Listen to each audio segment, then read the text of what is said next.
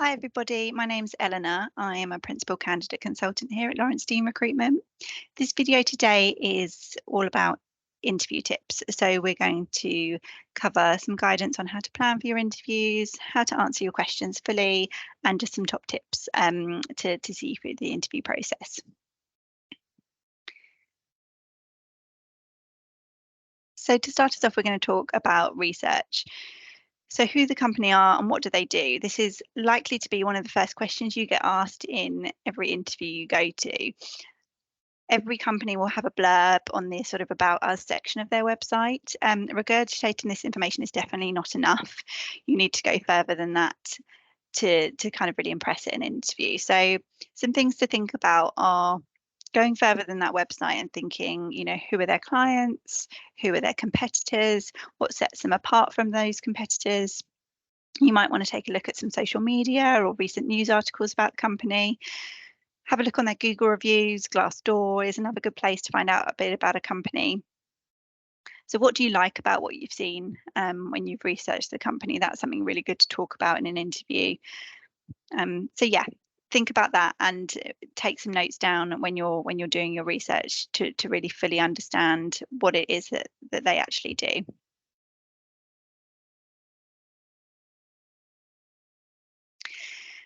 Also, aside from your research, there's going to be some other preparation that you need to do when you're getting ready for an interview. Some of the more practical things, think about your journey. So plan your route on Google Maps, practice the journey if it's feasible. That's something I always really like to do. What is the parking situation? If you're going there by car, where are you going to park? If you're going there by public transport, what are the different routes and what are the different options if there's any problems? Really think about those practicalities beforehand. And when you're thinking about your journey and your timings, you need to think about what time you're going to arrive to the interview. So you want to arrive early, but not too early. So the kind of sweet spot is about 10 minutes before the interview time is due to start is when you should be arriving. Also think about your outfit when you're preparing for an interview. So what are you going to wear on the day? So you can always ask the agency that you're working with, ask us what would be suitable for the particular company that you're visiting. Lots and lots of places now are less corporate in their day-to-day office wear. So it has muddied the waters a little bit, but this definitely hasn't transferred to interviews yet. Interviews, you should be going smart, even if you know the day-to-day outfit that you'd be wearing at that place of work is a bit less formal. Always go smart. So suits, ties, smart dresses, jackets. Always avoid jeans, trainers, tracksuits, that sort of thing, unless you have been explicitly told that that's what you're expected to wear to an interview. Always go smart.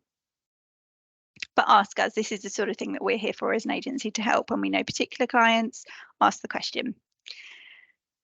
And then also in terms of your preparation, get yourself ready so you're not rushing on the actual day. Think about what will you need to take with you. So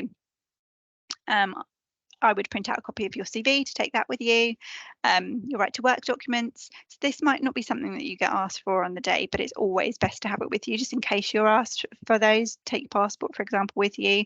They might want to check that. A notepad. So this is something that you will have used during your preparation and your research, and when you've been preparing your answers, you should have a notepad with some pages down of notes that you want to have to hand. Is not something that you're necessarily going to have open on the table and kind of reading from when you're doing your interview. But for example, if you've arrived a little bit early, you're sitting in your car, you're waiting, you might want to just flick through some notes of your research and your questions that you've prepared, which we'll go through in a little while. So yeah, have that notepad with you. And a bottle of water is always a good idea. Again, this might not be something you want to take in with you. You might want to leave it in your car or in your bag, but nothing's worse than kind of a hot train journey or getting to the interview place and being hot and flustered. Just being prepared and having a drink of water there ready before you go in can just kind of take those nerves away. Okay, so when you have done all your preparation and the time for the interview, you've arrived at the company, really think about your first impressions. So human beings make decisions really quickly. So first impressions really do count for a lot. Be ready for that sort of confident handshake, eye contact with your interviewer, and be ready for small talk. This is something that lots of interviewers will use to break the ice and kind of introduce you into the interview. Get ready to have a chat about your journey, the weather, all the usual stuff. But it can sometimes just ease those nerves a little bit and get that rapport going with your interviewer. So water again. So we spoke about that maybe you've bought your own bottle of water and left it in the car, for example. If you may want to bring that in with you, that's fine. If you haven't and they offer you a drink, always say yes. Always say yes. So yes, I'd like a glass of water, please, would be lovely. You may not feel like you need it right that second, but once you're in the interview room and you're starting to talk, your mouth might go a little bit dry, nerves might overcome you a little bit. It may just be that you need some thinking time, and that sort of 10 seconds it takes for you to take a sip of water might just give you that moment that you need for a bit of clarity to kind of get your thoughts in order. So always say yes to a glass of water.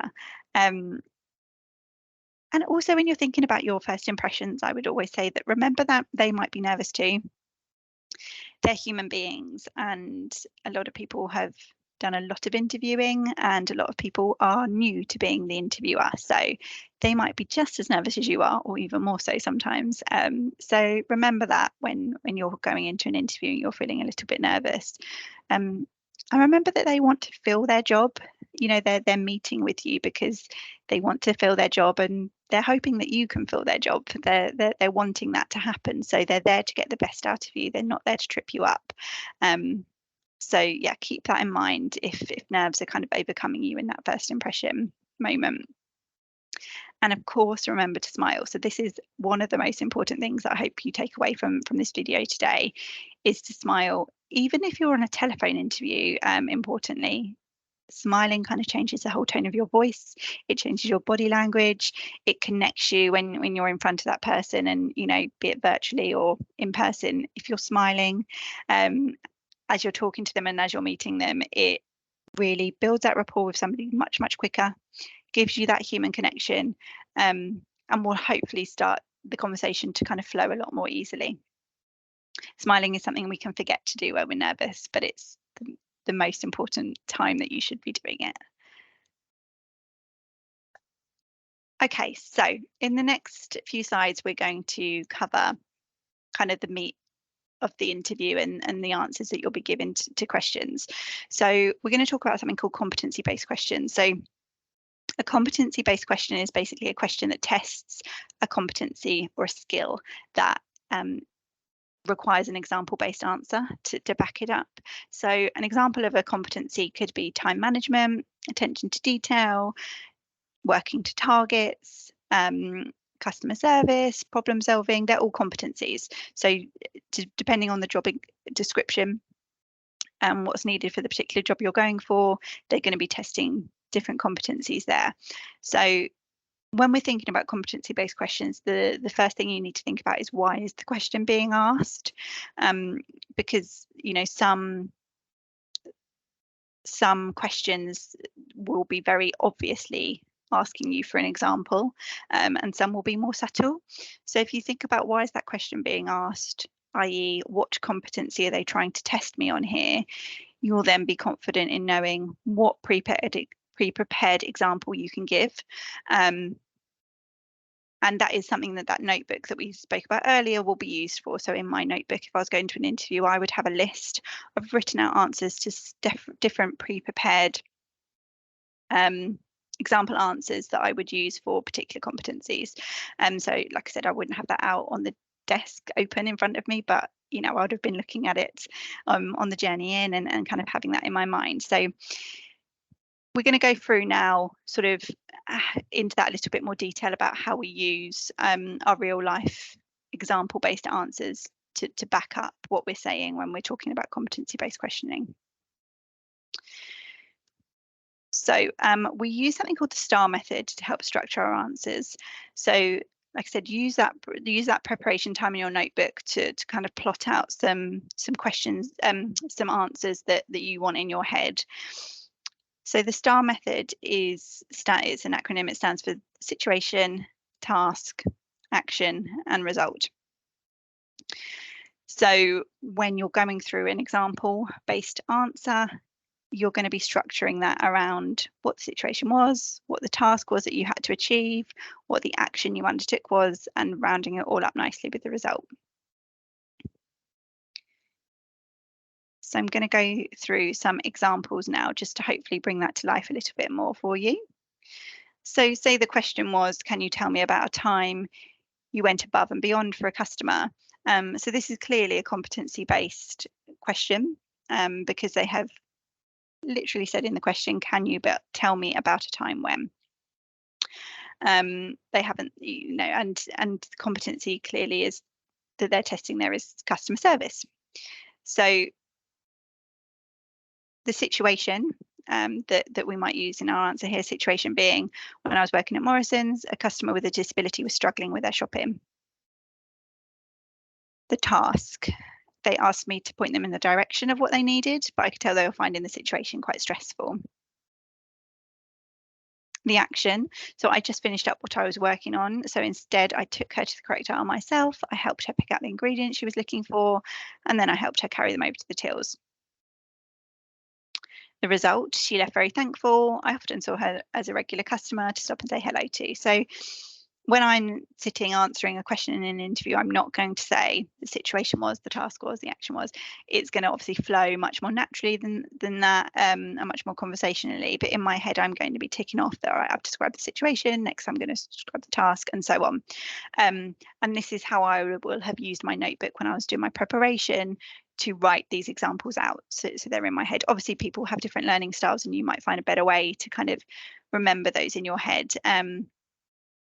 But I find writing them out and then practicing with a friend or family member, talking them through, helps me to kind of, as if you're learning a script almost.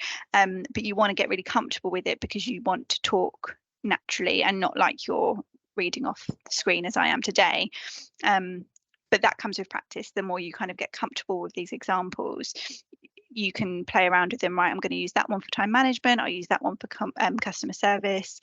That one might be used for both, depending on how the question is asked, those sorts of things, and that comes with practice. But yes, one more example, just to, again, bring that to life a little bit more. How do you manage your time at work is the question here. So this question is a lot more subtle. It's not asking you outright for an example. It's not saying, can you tell me about a time when, or can you give me an example of? It's just asking you how you manage your time. So this is what in one of those situations where I would say, if in doubt, still use an example, even if they don't ask for one, because it's going to impress them. It's going to make you sound more articulate. It's going to make you sound more confident. It's going to make what you're saying more believable. And I think competency-based questions are a way of not only showing off the competency that they're asked for, but they're also a chance for you to show off your communication skills as well. And one sentence quick answers are never going to be as impressive as a star-based full example answer. So for this one, for example, I always make sure I'm aware of deadlines and I work around those. So that first sentence there could answer that question. If we weren't thinking about the STAR method, you could just say quite simply, how do you manage your time?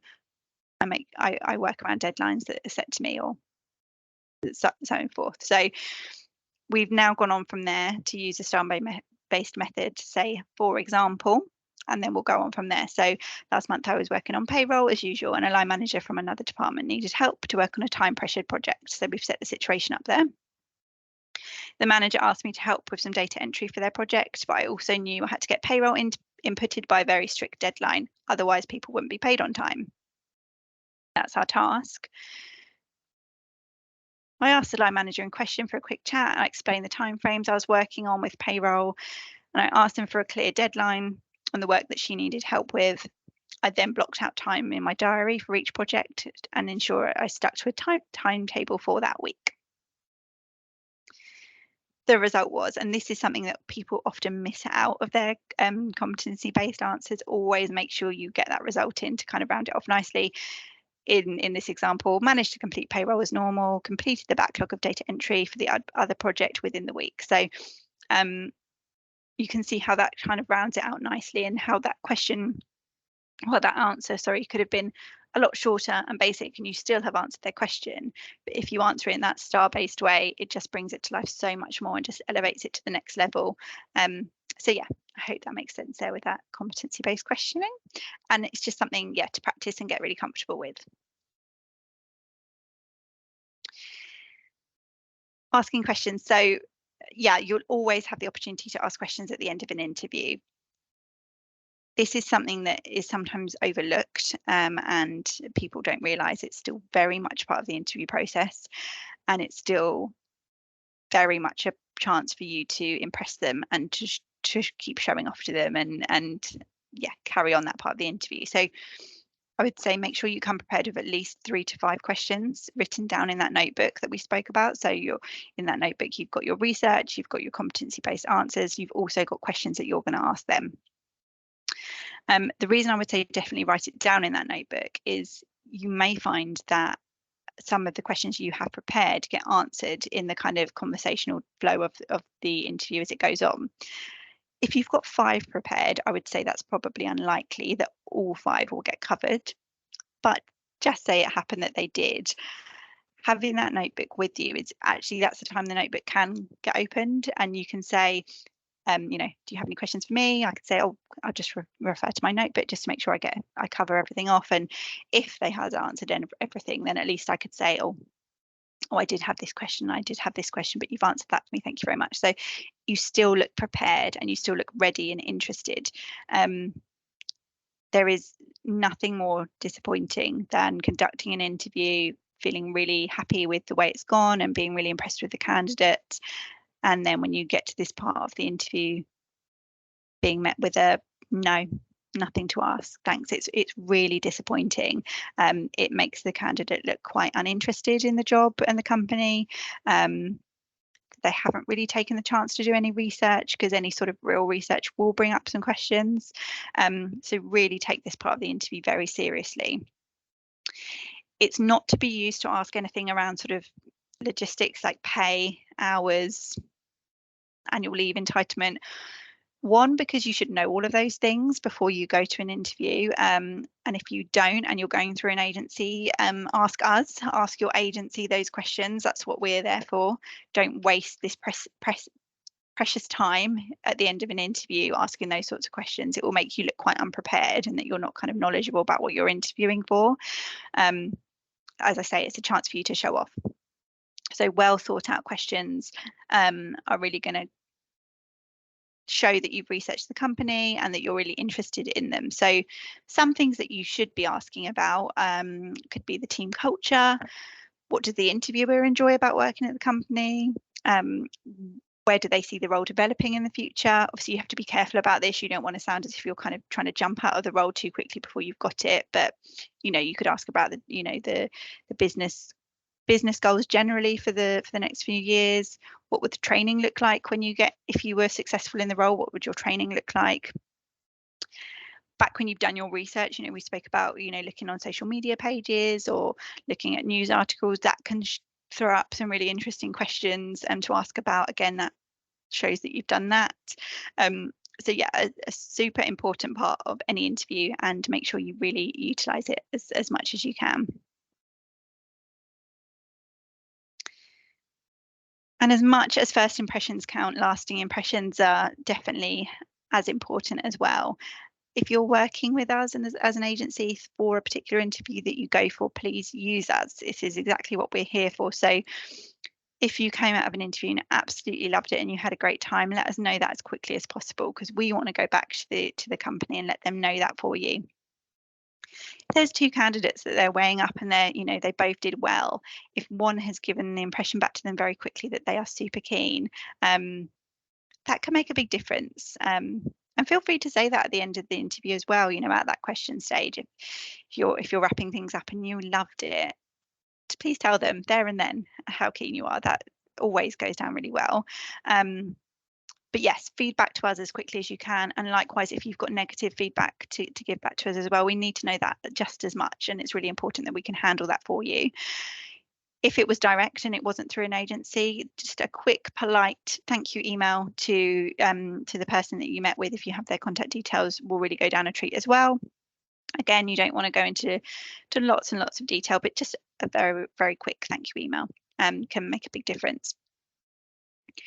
And then how you communicate kind of after the fact. So, you know, we may have second interviews to offer you, we may have job offers to offer you. Just keep that communication going really quickly, even if you liked the interview but you have other interviews to finish up. That's absolutely fine, very expected, very normal. We handle that all the time. That won't put you at a disadvantage. Just you communicating that quickly and professionally will